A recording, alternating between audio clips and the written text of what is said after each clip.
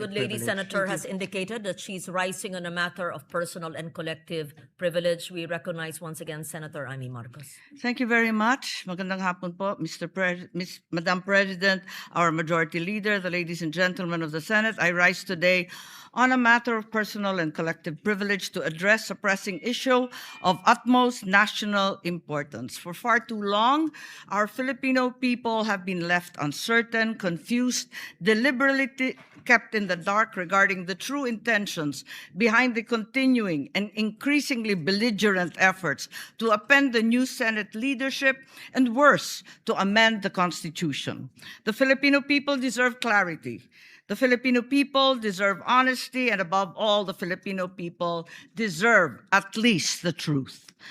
Madam President, today I will not rely solely on my own words. I will present before this chamber a short video containing documentation, footage, and statements directly connected to the ongoing efforts toward term extension and charter change. With your permission, therefore, may we now direct the technical team to play the video presentation.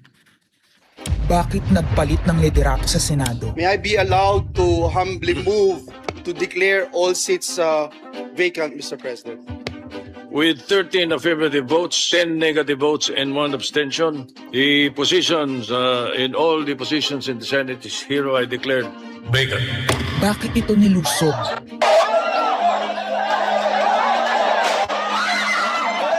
Bakit patuloy ang pananakot? Talagang garabalan, obvious na obvious, iniisa-isa ang majority.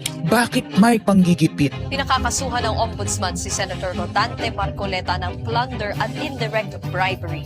Bakit may pambabaluktot ng kwento? Nililito nila ang publiko. Ang kainan ay naganap alas 4 ng hapon. Ang barilan alas 7. Nagmamalaking lang may nangangusta. Si Camille Villar ang unang nag-update. Saka sila nagsi-reply. Last convo, 4 p.m. Next chat, 10 p.m. Bakit may demolition job? Bakit may pait? Bakit hindi matanggap? Napakaraming bakit. At narito ang mga sagot. Pero bago ang katotohanan, wasakin muna natin ang kasinungalingan. I, Alan Peter Shram Cayetano, having been elected to the position of Senate President, Hindi nagpalit ng liderato para sa impeachment. Hindi totoo ang pinapakalat ng mga nabulaga. Ito this time, medyo nagkabulagan. Ang impeachment ay labanan ng numero. Hindi ang mga Duterte aligned ang dapat mangamba, kundi ang mga sa umpisa pa lang ay may hatol na. Ang sinasabi, sir, ng ibang mga kritiko, itong Senate leadership shake-up ay tungkol lang daw sa impeachment. Lahat na i-connect. As I told you, may 12 kami. Si Bato is 13. So kahit nawala naman siya, ang pinag-uusapan dito is whether or not you will be able to get 16 votes. Hindi siya ang pagmumulan ng 16 votes. Wala siya doon eh. 12 kami. Bakit kami magkuku? May 12 na kami kung ang pinag-uusapan lang natin eh, impeachment. Actually, 9 lang ang kailangan para ma-dismiss. Yes, 12 kami. So it's more than the required votes. But that's not the point. Ang ano kasi, pinipilit nilang i-connect doon. Kaya ako natatawa. Where is the connection there? Gusto pang ipa-inhibit ang mga tinatawag nilang Duterte-aligned senators. Nananawagan pa ng partial kuno at pagiging patas. Pero sa publiko, may mga pahayag na hindi makakatakas. While VP Sara is in power, the threat of a full-blown Duterte comeback is still a very real and present danger. Bakit ganito ang desperasyon? Bakit hindi maikubli ang gigil? No. Bakit natataranta ang lahat? Mr. Speaker, I move to endorse to the Senate the resolution setting forth the articles of impeachment. Narito ang pagsisiwala. Noong April 22 sa Soler, nagkita si Tito Soto at House Speaker D para pag-usapan kung ano ang papakialaman sa 1987 Constitution habang nakaupo si Bongbong Marcos. Kasama ni House Speaker D ay si South Cotabato Congressman Ferdinand Hernandez. Kasama ni Soto ay ang dating Senate Secretary na si Mark Mendoza. CONAS ang gusto nilang mode ng charter change. Muling isinusulong sa Kamara ang charter change o pag-amyenda sa konstitusyon sa pamamagitan ng Constitutional Convention. Is something big brewing inside the government to claims of a possible no election scenario? Ang pag-aamyenda ng konstitusyon sa pamamagitan ng Constituent Assembly. At para makakuha ng suporta sa Senado at sa Kongreso, ito dapat ang mga nilalaman. Dapat ma-extend ang termino ng mga senador at congressmen na mawawala na sa pwesto by 2028. Ang eleksyon sa bawat senador ay magiging by region. Nagdiskusyon sila kung 2 o 3 senador per region. Kinompute nila kung mayroong 18 regions, nasa 36 o 54 ang magiging senador. Lumutang din ang usapang para hindi makaporma si Inday Sara sa 2028, gawing 50 years old ang edad ng pwedeng tumakbo. Pero nagpanukala rin si Soto na pwedeng gawing 35 years old para kay Vico Soto. Dahil ipagmamayabang niyang kayang talunin nito si Inday Sara. Meron ako idadagdag maganda, Vicky. Ibaba natin ang edad ng presidente to 35. Magagaling ng bata ngayon eh. Magagaling eh. Ibigay na natin sa mga kabataan na patakbo nitong bansa. Baka puro matinupay mailagay natin. Baka sabihin nila, Senator Soto, this is to siguro allow your nephew, ba, si Vico, na tumakbo. Sabi ko na maging qualify. Sabi ko na mag-iisip sila ng gano'n. Hindi ko naisip si Vico ron. Ang impormasyong ito ay mula mismo sa kasama sa meeting. Kasama din nila ay isang congressman, isang gobernador, isang retired military officer, isang dating may mataas na katungkulan, at 5 mula sa private at business sector. Kaya ba binaliwala ang panawagan ng taong bayan? Kaya ba binaliwala ang paalala ng Iglesia ni Cristo? Hindi po nagbabago ang bilin ng Iglesia ni Cristo, Nelson, na ang Iglesia ni Cristo po ay tutol sa impeachment. Kaya ba nagtatapang-tapangan ang mga umaastang bida sa ginagawa nilang tunay na drama? Kaya ba nila sinasabing hindi sila natatakot sa eleksyon ay dahil alam nilang walang eleksyon na magaganap? Hindi po kami natatakot sa susunod na eleksyon. At ang boto sa impeachment ay refleksyon ng boto sa pagsira sa 1987 Constitution. Pabor ang karamihan sa mga pagbabago sa saligang batas, lalo na sa usaping ekonomiya. Ngunit kung papakialaman ng iilan ang konstitusyon para maghari-harian at para sa pansariling kapakinabangan, makapwesto ng matagal o mailuklok ang kamag-anak, humanda kayo sa galit ng bayan. Ang pagpapalit ng liderato sa Senado ay hindi kakaiba. Ito ay nakabase sa prioridad at gusto ng mga senador. Bumabahana ng ebidensya laban kina Bongbong Marcos, Liza Marcos, Sandro Marcos at Marvin Romualdez. Kailangan ng may bayag sa Blue Ribbon Committee. Ipinangako na sa mga korap na mambabatas ang perang malilikom sa 2027. 2028 national budget. Dapat pigilan. 2028. Alam natin, that's the election budget. And it was assured to the congressmen, this will also be the CONAS budget. Nagiging isa ng malaking sindikato ang pamahalaan. Sinusuportahan ito ng mga dating kalaban, mga tinulungang manalo noong nakaraang eleksyon, mga may galit sa nagdaang administrasyon. Lahat sila kasama ng pinakamalaking troll farms at ilang bahagi ng mainstream media ay pinagagana ng 2 bagay. Pera galing sa korupsyon, galit sa mga Duterte. Mahalaga ang liderato ng Senado para sa mga korap at nakasandal sa mga buwaya ng kapangyarihan. Ngunit mas mahalaga ito sa mga naninindigan na ang Senado ay bantayog ng konstitusyon na hindi dapat tinatakot, sinusuhulan at iniipit upang maging tau-tauhan. Maaaring hati ngayon ang Senado. Maaaring kanya-kanyang bersyon ng kwento. Wala nang pakialam kung ano ang totoo. Isa itong indikasyon na gumagana ang demokrasya. Kailangan lang maalala ng bawat senador na kahit sila ay may kapangyarihan, hindi dapat nila malimutan magpakatao. Sa kabila ng lahat ng problema, pinakamababang halaga ng piso sa kasaysayan, mataas na bilihin at gasolina, kawalan ng trabaho, halos wala nang makain, nagpapakamatay na mga magsasaka. Ang inuuna ay politika, impeachment at kung ano-anong propaganda para mabalik ang kontrol sa Senado ng mga nangako na maisakatuparan ang pagpapahaba ng panahon sa kapangyarihan.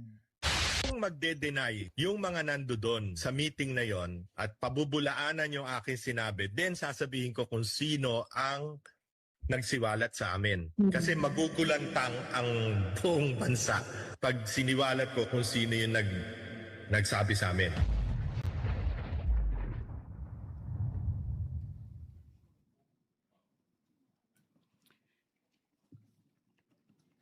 Impeachment, no elections, term extension.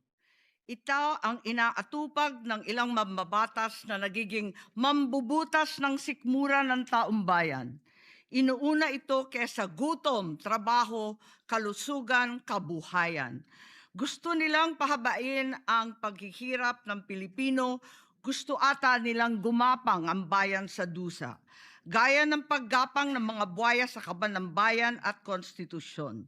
Ginoong Pangulo, Ginang Pangulo, hindi ko inaakalang aabot sa punto ng buhay ko na ako, isang Marcos, magtatanggol ng 1987 Constitution, isang saligang batas na isinulat laban sa aming pamilya.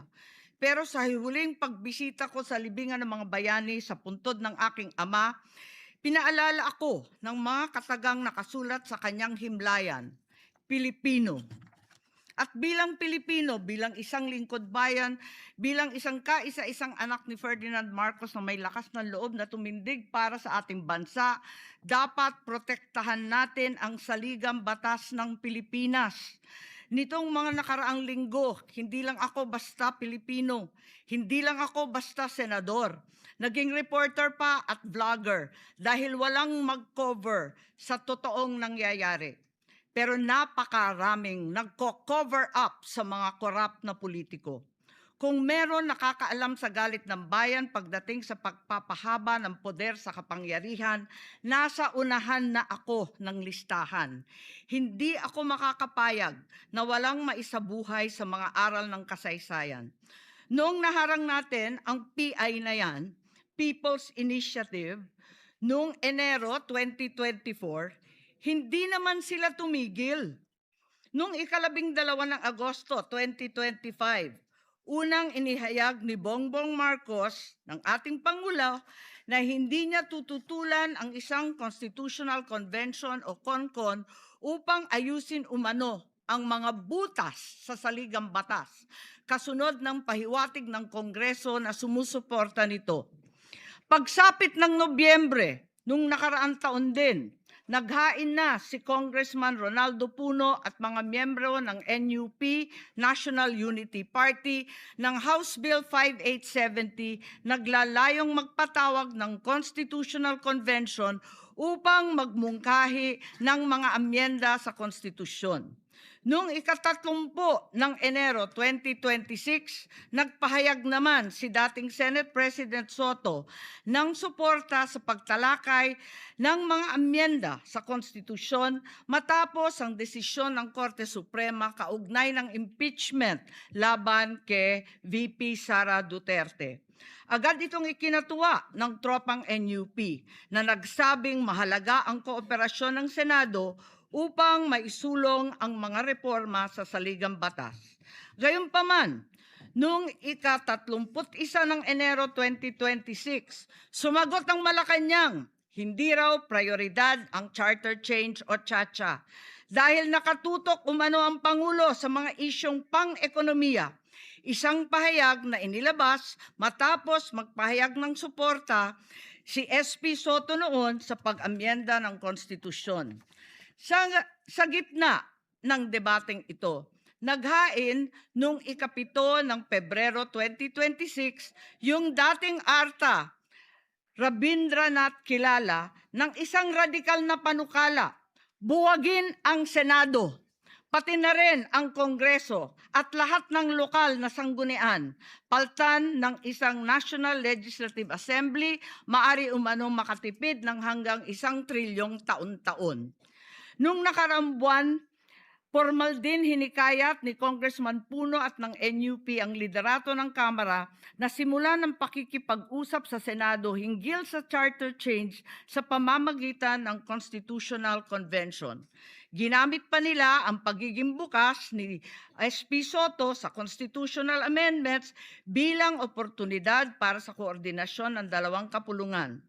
Sa huli, noong 14 ng Mayo 2026, mariing itinanggi ng Malacanang ang akusasyon ni Senate President Alan Peter Cayetano na sinusubukan ng palasyo pahinain ang Senado. Binigyan diin ng palasyo na hindi pinag-uusapan ng Chacha at inulit ang pananaw ng Pangulo na hindi ang pag-amyenda ng saligang batas ang sagot sa kasalukuyang problema ng bansa. Ngunit hindi ito ang nangyayari sa labas ng palasyo. Ang NOEL at term extension ay buhay na buhay sa mga patay na patay sa kapangyarihan. Pagkat sa kasalukuyang ika-20, ika-20 Kongreso, maraming panukalang naglalayong baguhin ang konstitusyon. Mula sa House Bill 368 ni Congressman Abante na nagsusulong ng CONCON hanggang sa resolution of both houses number 1 ni Congressman Garbin. Sinundan pa ng resolution of both houses number 2, naglalaman ng mungkahing ibaba sa 35 anyos ang minimum age requirement ng presidente at ang vice-presidente 30 ang edad. Bukod dito, Congressman Richard Gomez naghain ng resolution number 3 upang amyendahan din ang Constitution. Meron pang resolution number 4, nagmumungkahi gawing 3 taon na lamang, 3 magkakasunod na termino ang panunungkulan ng mga senador. Nariyan ang House Resolution 460 ni na Congressman Oreta, Congressman Remulla, Congressman Daza at iba pa na bibigyan linaw daw ang kahulugan ng forthwith sa impeachment. At mula noong Abril, habang hinihikayat ng mga congressman na bumoto sa impeachment, malakas ang ugong ng NOEL sa 2028. Lumutang na rin ang mga detalye. Magte-term extension ang mga congressman at madadagdagan ng 3 taon na mananatiling nakaupo sa pwesto hanggang 2031. Ganon din, 2028. Ganon din ang mga senador, pati ang Pangulo, hanggang 2031 na raw. Kung may eleksyon man sa 2028, sa lokal na lang.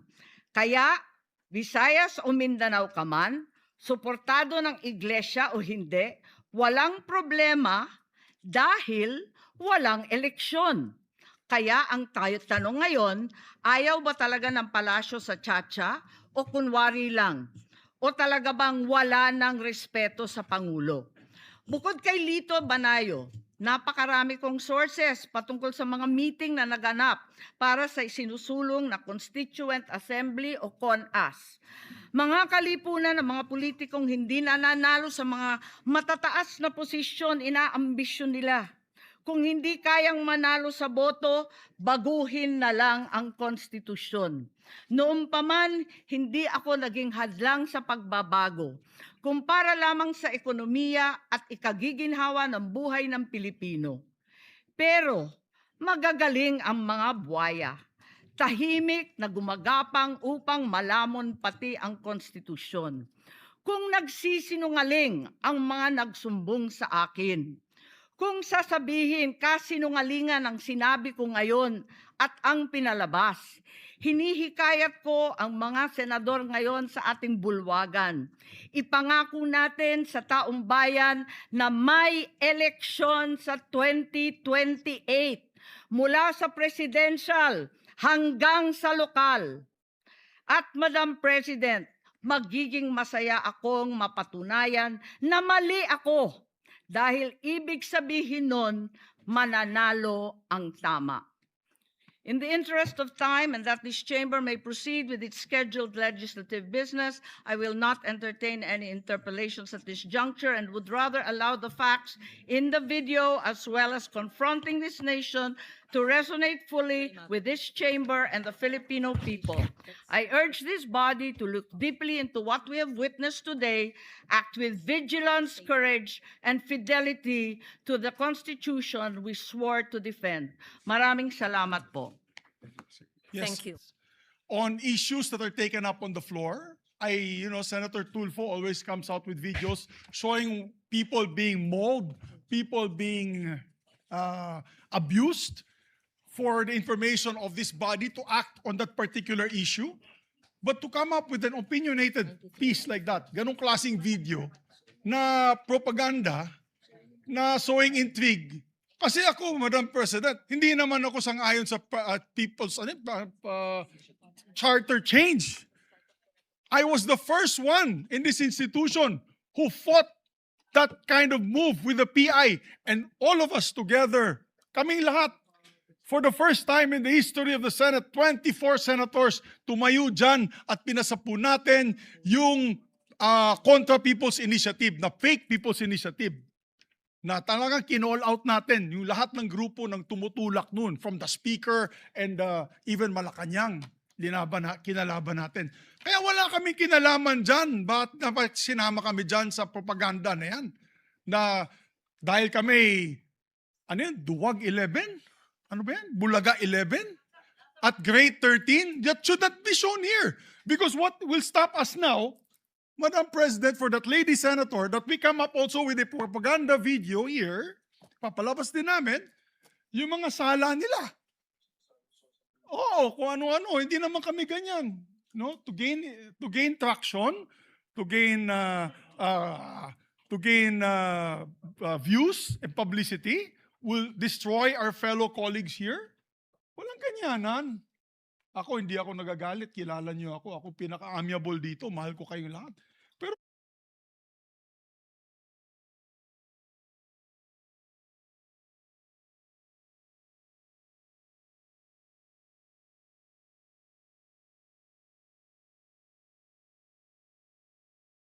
here, walang ganyanan. Hindi ako nagagalit. Kilala niyo ako. Ako pinaka-amiable dito. Mahal ko kayong lahat. Pero hindi tama yung pangyayaring iyon. Hindi ba? Kung galit po kayo, magsalita po siya dyan, magalit siya sa gobyerno niya, magalit siya sa kapatid niya, murahin niya kapatid niya. Pero wag naman niya idamay yung mga tao na walang kinalaman dyan. Katulad niyan, never ako kinausap ni Senate President Soto. Never ako kinausap ng mga kasamahan ko dito about charter change. Kasi alam din nila, tutol ako. Tinanong ko din sila, wala silang kausap, wala silang kinalaman, wala silang alam sa charter change. This whole group is just nodding, shaking their heads. There is no such thing. Inday-badiday na ba tayo dito sa Senado? Kaya nga sinasabi, we're a circus. I apologize to those who are watching.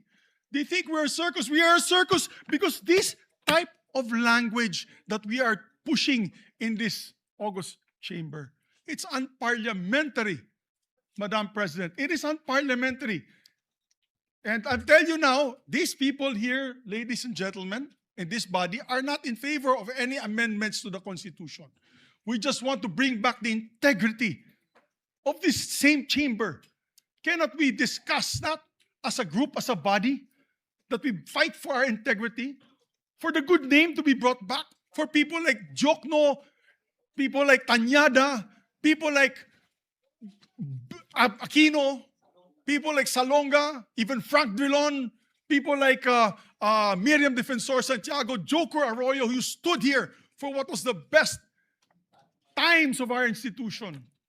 Have we forgotten that and we've made it already like a circus? Madam Chair, I do not agree. Because I'm not Macamarcos.